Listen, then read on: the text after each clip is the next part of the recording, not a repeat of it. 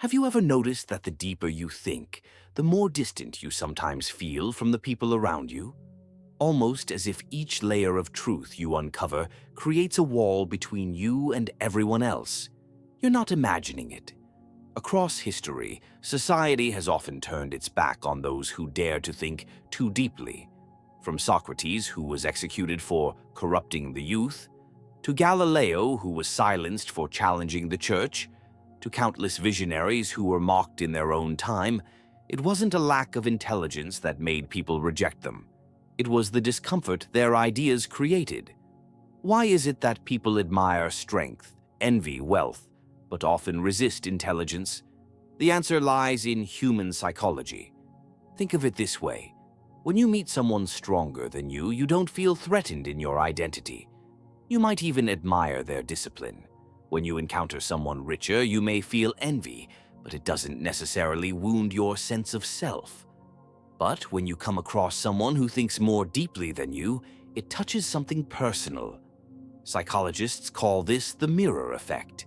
A deep thinker doesn't just share ideas, they reflect back the limits of our own thinking. And most people don't forgive that easily. You see, strength, beauty, and wealth are external. But our thoughts and beliefs, they are us. They're how we define our very identity. So when someone challenges what we take for granted, it doesn't just sound like disagreement, it feels like an attack on who we are. That's why, throughout history, deep thinkers have so often found themselves misunderstood, ridiculed, or even exiled. Their ideas didn't only disrupt traditions, they unsettled egos. And human beings will go to great lengths to protect their egos from discomfort. Have you ever experienced this yourself? Try to bring up a meaningful idea in casual conversation, only to be met with blank stares or an awkward change of subject? That isn't random. It's a defense mechanism. Instead of being curious, people retreat. Instead of engaging, they dismiss. This is why philosophers, visionaries, and intellectuals often find themselves isolated, not because they prefer solitude, but because society unconsciously pushes them away. What's even more surprising is that research shows confidence often outweighs intelligence in social settings.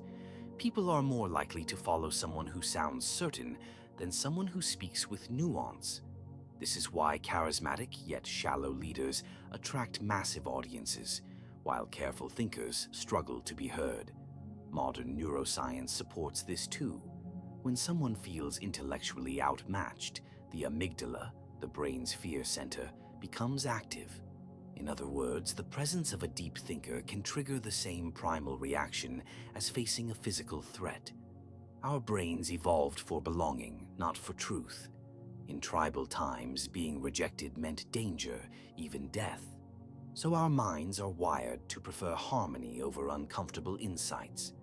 A fascinating study at Stanford even found that people are far more threatened by deep thinkers in groups than one-on-one. In private, curiosity can emerge. But in a group, where status is at stake, intelligence can make others feel small, and they may try to undermine or exclude the thinker to protect their standing. Layer on top of this our natural cognitive biases. The Dunning-Kruger effect: the less we know, the more confident we feel. Status quo bias: we instinctively prefer the familiar over the new. The backfire effect: when our beliefs are challenged, we often cling to them even harder. Now add social media. Algorithms don't reward depth, they reward outrage, simplicity, and emotional triggers. That's why bite-sized quotes and shallow takes go viral, while nuanced arguments disappear into the noise. The digital world has amplified society's rejection of complexity. So where does this leave the deep thinker? It means the rejection of intelligence isn't just social.